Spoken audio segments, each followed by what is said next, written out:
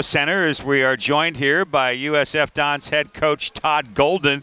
The Dons got challenged here tonight by the Bearcats. They would not go away. USF was up 19 early in the second half, and the Bearcats twice managed to cut it down to a 2-point ball game. But Coach, your team managed to withstand those runs, and then late you put up a 10-0 spurt in the final couple 3 minutes to put the ball game away. But this was a tough one here tonight. Yeah, credit to Sam Houston State and Coach Houghton.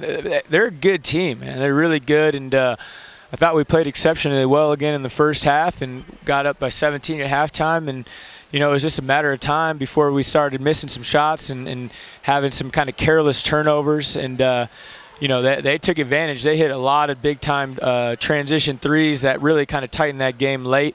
But, we hung on to our guts. Like you said, we went on that 10-0 run to end it.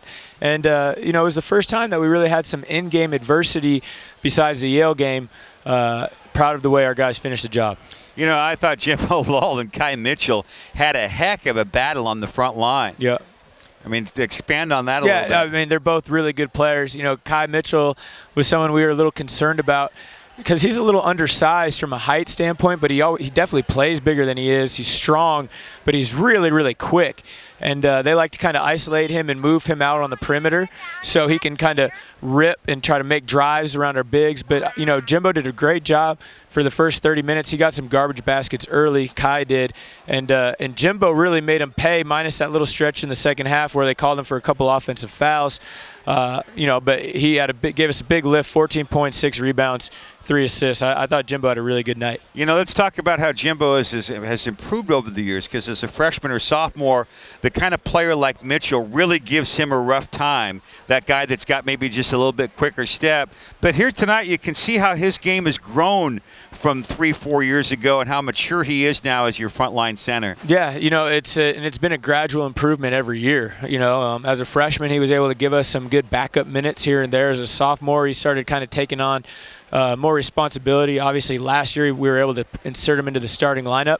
And really the jump that I am expecting Jimbo to make this year, he was very good last year, but he could only play about 18, 20 minutes a game before fatiguing or getting in foul trouble. I need him to play 25 to 27 minutes a night, and if he's able to do that, I think he's going to be close to an all-league level player. And again, your deep team, you keep coming at him in waves, and I've noticed the last couple of ball games now, you're subbing in Reevney and Wrighton together. When you get both those shooters on the floor at the same time, long guys that can shoot it, that's a tough matchup for your opponent. Yeah, and Shabazz goes in with those guys too, right at that 16-minute mark, and we try to kind of get the tempo of the game up and going, see if we can get some threes in transition. And I always say this, and I probably sound like a broken record, but our strength is our depth. And I think when you have guys like Dima and Ramu who can come in the game, give you 21 points combined. Trey was very good tonight, giving us 7. Khalil was pretty good. He affected the game in different ways, with 5 points. I mean, they're all really, really close to starter caliber players. And I think if they're able to continue answering the bell, we'll be in good shape.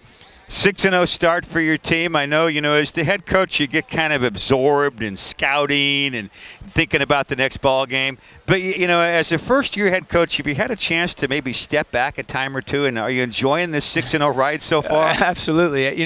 What I try to do is I give myself the night of that game to kind of sit back and enjoy it before moving on. And it's, first of all, I'm just really fortunate to have this opportunity, to have the trust of the administration, and to make it such a swift, quick move at the time. And I think it's really, it's given our guys a lot of confidence moving forward, being with somebody that they know and they're comfortable with. But, to be 6-0 at this point, I just continue to count my blessings, but really it's been about the players, and they've really performed on every given night to take us out to this great start. All right, you got Hampton coming in here on Tuesday. Now, I know how it is with coaches. Every time I ask this question, you haven't had a chance really to think about that next opponent because you've been so focused on the Bearcats.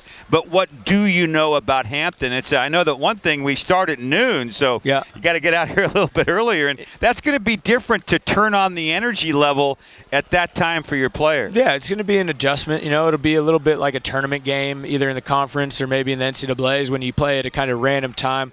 But hey, nobody cares, whether we start early or late. They expect us to be ready to go, and I think Hampton will come in here aggressive. I know one thing about them. They got a lead scorer named Jermaine Moreau, who is basically leading the country in usage and field goal attempts. And now usage, give me what's that usage? Usage is basically if he'll end possessions, whether it's a made or missed shot, turnover, or getting fouled going to the line. That's ending a possession. So he's doing it more than anybody. So Jordan Rotino will probably get that matchup to start, and we'll see how he can do. But at the same time, it's going to be about us and making sure we come out and play to win. All right. Now, for those on the video side, I know they're filming here. Tell us about this young man sitting on your lap. This is Jake Golden here. He's number 3 for the Dons. And Jake, can you give me a really big, loud for our big radio audience? We're on all over the Bay Area. Give me a big, loud "Go Dons." Can you give us a "Go Dons"? No. He gave us a go. Pretty good. I like the go. Now, Coach, you mentioned that, this is the night that you can kind of enjoy and savor it. So savor it tonight. We'll see you out here on Tuesday. Absolutely. Thanks a lot, Pat. All right. That's USF head coach Todd Golden. Jimbo Law will come over and join us next as we'll stay with it here on the radio side. Again, the Dons